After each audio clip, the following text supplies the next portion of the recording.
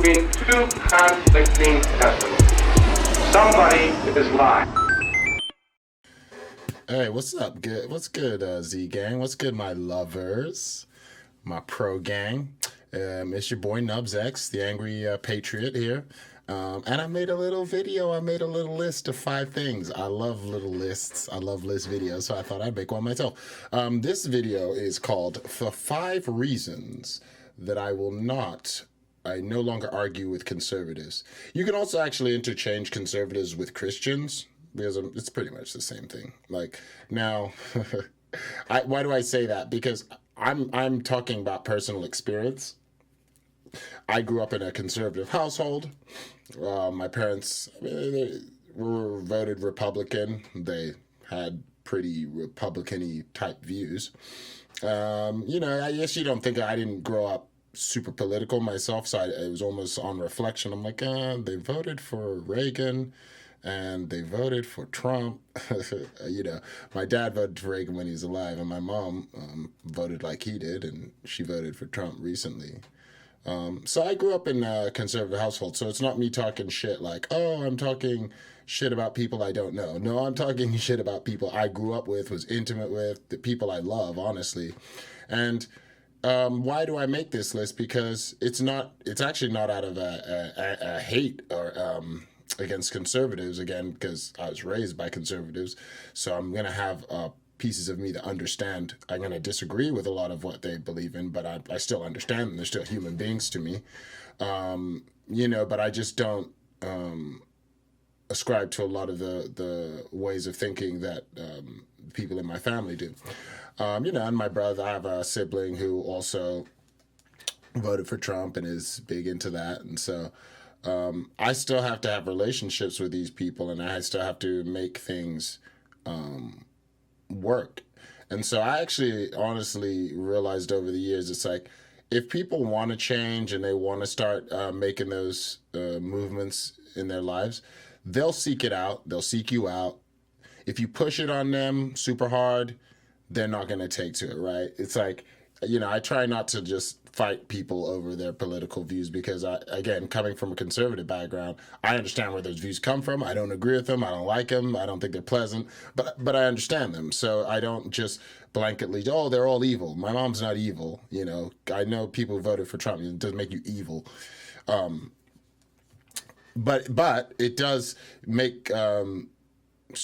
for certain conditions, if I'm to have a relationship with this person. Number one, if I'm going to have a relationship with a conservative nowadays, you probably have to be in my family. It'd be different. I mean, back in the day, I had more friends that were conservative, but kind of over the years, I realized, look, if you don't believe in just the basic human rights that I do, then what's really the point of me being cool with, you know what I mean? You will be cool to a point, and then there's going to be this point where we're going to have an impasse and we don't see humanity the same way. And that is challenging to the point of almost untenable for me if you're not in my family, or if I don't know you, I haven't known you for years already. For me to start a new relationship, an interpersonal one, it'd have to be some sort of business type relationship, not a friendly, hey, we're just going to be friends and shoot the breeze and shoot the shit. Like, I wouldn't do that with a conservative. I'd do business with them if they had good business sense, or, and were honest, something like that. But I wouldn't really get too deep into personally with people like that. I wouldn't try to be like friends where we'd go on vacations or do that. Why? Because I really don't want to get into those type of discussions with those type of people. I don't really feel like I'm going to convince you. That's why I make these videos, right? So I can just put my opinion out there, and that's what it is. I don't like getting into political discussions with people individually. And actually, this list is one of the main reasons why. These 5 reasons are reasons I just tend to stop. I gave up with trying to talk with conservatives and convince them or go with them on that. Okay, let's go through the list that I made here. Okay, so number 1, they make individual traits, especially negative ones, emblematic of cultural failures. Okay, so what does that really mean? It's like they'll take one thing that someone did. Like, let's just take black people, for instance. And again, I'm saying that my parents did this to black people. They're African immigrants and they did this themselves. I saw this first row, right? They'll take something negative like, maybe a football player gets busted for drugs, right? And then they'll say, oh, see, these football players, they're all drug dealers, right? They'll see black people on the news doing crime. Oh, see, these blacks, and they're all doing crime. So they tend to, like, if they see negative things about a group of people, they tend to say, like, that's how they all are. And then they further go to say, oh, it's also because their culture, there's a cultural failure or something innate in their culture, which makes those negative traits unavoidable in those people, right? So they just do that a lot. I don't believe in that philosophy. I think that's kind of very rudimentary, basic way of thinking, kind of a childish way of thinking, kind of dangerous way of thinking. So, this is one of the things that over the years, as I grew up and kind of watched these people move and react and act, I just was like, nah, you just got to take individuals in terms of positive and negative traits for what they are, right? I said especially negative ones. They'll do shit like, oh, Michael Jordan's good at basketball. All black people are good at basketball. I mean, like, but that's not true. But they'll do that kind of stuff, and they'll be like, well, it's a positive stereotype, and it's like, that's not. That's not a good way to stereotype people, because what if you're not good at basketball and you're black? Does that mean you're a failure as a black person, right? If all black people are good at basketball but you're not? So the stereotype stuff, when you make all people like that, that's a big thing I feel like with conservatives. Even my parents, they did that stuff too a lot, just overgeneralizing, like taking one negative thing. The positive things they tend to, like, they'll never be like, oh, all black people like are kind to their children if they see a kind parent, right?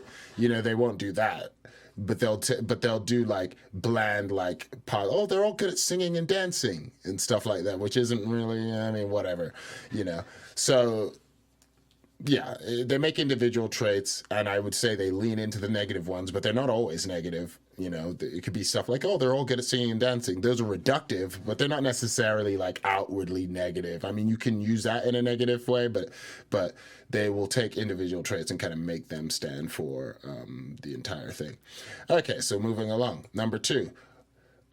They only listen to minorities, people of colors, or deem them smart when they espouse their own conservative talking points. We've seen this a lot. We've seen people like Candace Owens. The conservatives love Candace Owens. They love people like Dave Rubin, who's he's a gay man, so again, minority, but he'll speak out against his own community. Same with Candace Owens, Jesse Lee Peterson, Dinesh D'Souza, Sagar and Jetty. These are people of color who espouse conservative talking points. They love these type of people, and there's always going to be lots of money. Stacey Dash, to name a few. There's always going to be a lot of money for these type of people who go against their own communities and are willing to, essentially, I would say, sell them out to make money. So that's one thing, again, with conservatives. They'll always bring up like, oh, I have a black friend, but it's like Candace Parker, Candace Owens or something. Candace Parker, sorry about that, Candace Parker. I'm sorry I even put your name in to say that Candace Owens. they'll be like, oh, just like or Dinesh D'Souza or something. So they really like the they'll only listen when people of color are saying, hey, racism is bad. They'll be like, you're the racist.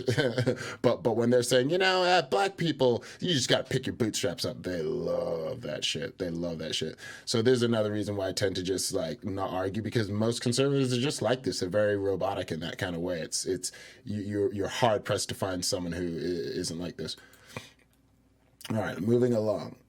Okay, so the first one was like they'll snipe negative traits on people of color, minorities, to say that they're all like that. They'll allow negative individual traits if the person is someone they interpersonally like, right? And I think the biggest case in our modern times is like Donald Trump, right? If we took Donald Trump's behavior and the way conservatives react to it, and we put the same behavior in like Barack Obama and had him do the same things, I mean, it's well documented that, conservatives like we're criticizing Obama for the amount of days he played golf and wearing a tan suit and things of this nature. and conservatives like tout family values and that they're Christian conservatives, but Donald Trump is like so against all of that. He's very promiscuous at best. That's at best. At worst, an assaulter, allegedly. So, I mean, but they still accept it, and so it's like or this big thing with QAnon.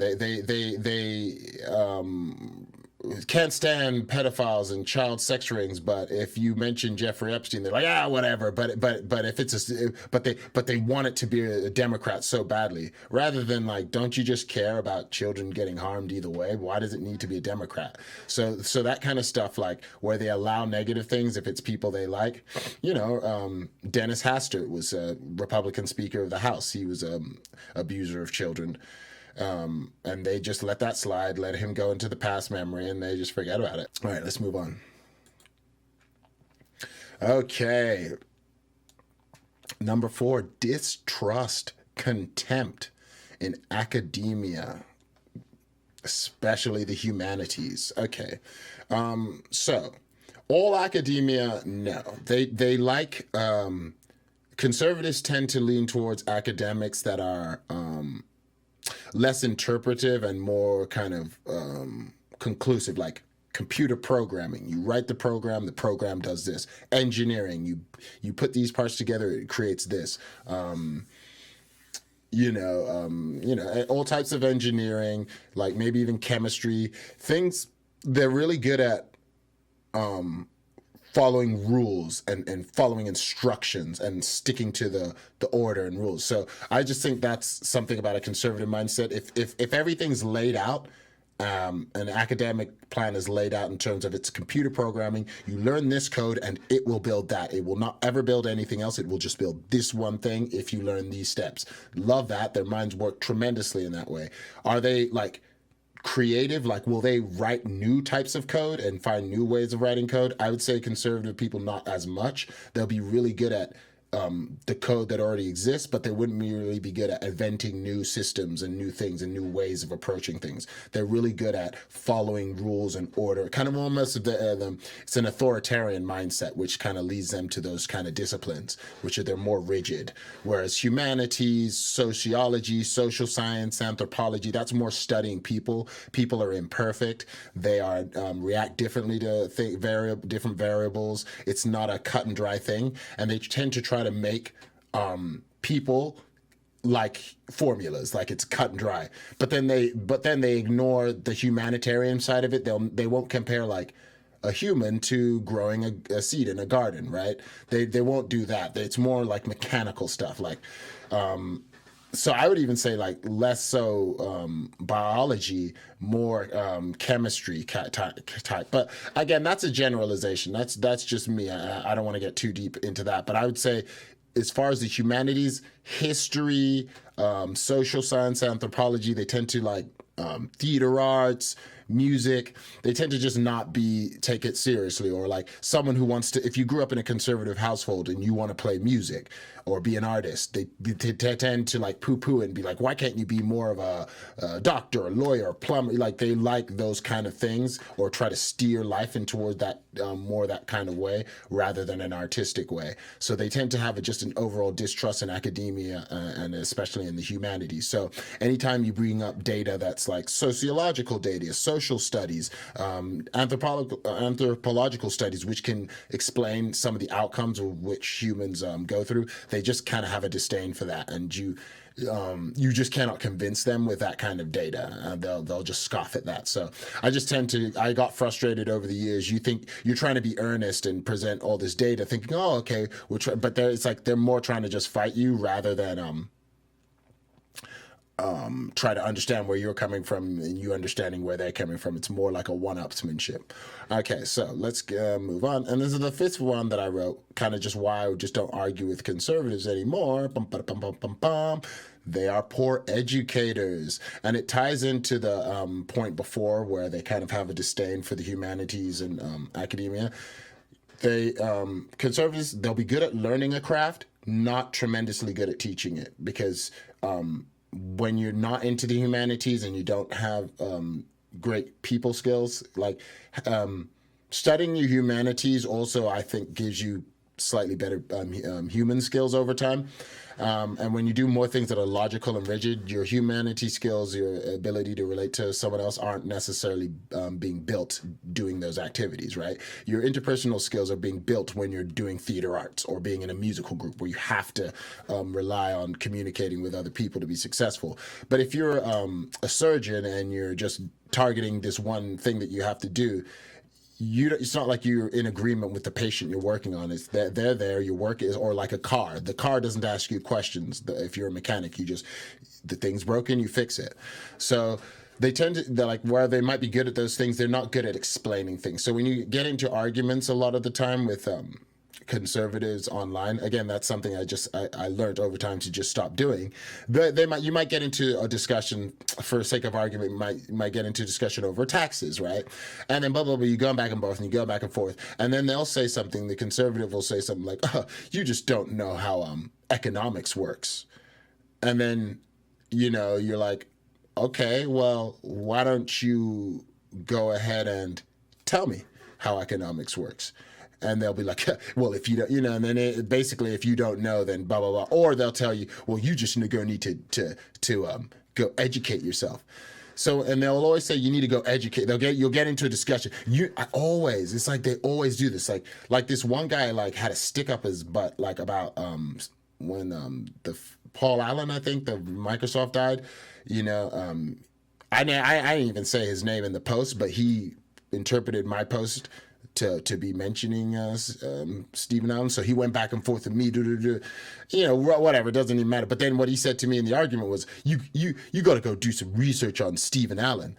And I was like, no, I don't. Why do I? And why can't, if there's something important that I need to know about him, and it's that important, why can't you just paraphrase it and summarize it in a very short sentence to intrigue me to go do some research, right? They can never do that, right? Like, for example, why would I like Muhammad Ali?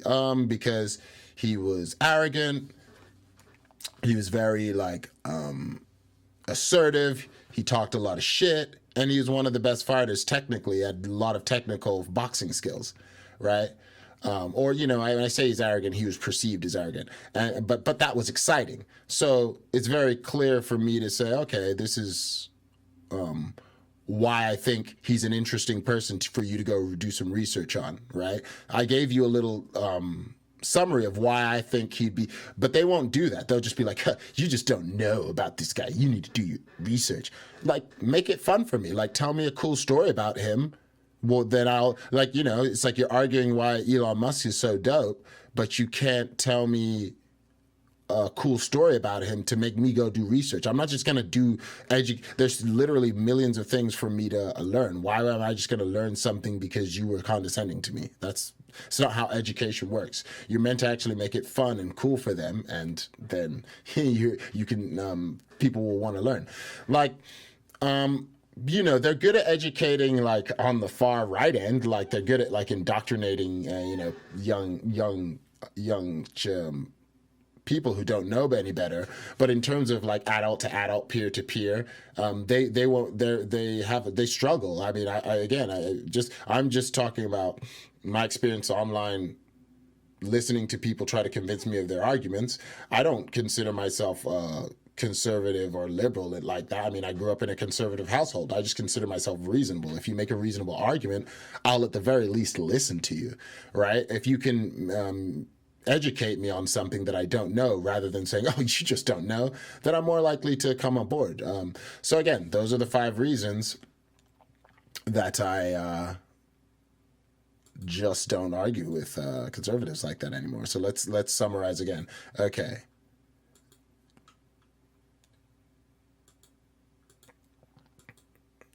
Okay, make individual traits, negative ones, especially negative ones, stand for every piece of the culture. We went over only listen to people of color when they're saying what they want to say. Allow negative individual traits if they like that person, like Donald Trump versus Obama, pretty much. Distrust and contempt for academia, especially humanities and history. poor educators. So again, that's why I just don't do it. Like, if you have someone that you love in your family and you have to have a relationship with them, I just tend to keep these factors in mind. And what that makes me do with them is stick to topics that are not going to have strong opinions. Like, maybe we'll talk about sports, we'll talk about movies, we'll talk about family members in the past or present, and just current events, the weather. And I just keep it pushing like that, because for me, like, I want to enjoy my family and I want to enjoy the people around me. I don't want to be fighting. I don't see them often enough for that, especially as I live in a different city for them. And I don't want to be gone through that, because I just don't think that's going to change the world like that. I think more change in the world is finding people who are on the fence, who want to go with you, but you just got to give them good information as to why, rather than just be fighting wholesale with a person who just wants to go one up you. Like, I think if you're someone who is trying to convince someone of your political ideology, you have to target people who are ready to hear it, more so than just trying to fight with people who just are rejecting it. I think your energy is going to be better spent if people are more receptive. You're kind of taking more energy when you're trying to fight with people on just the bare minimums. All right, well, Zigan, thank you for listening. Thank you for hearing the list. Be coming back with more content. You know how we do it. Much love. I'll talk to you soon.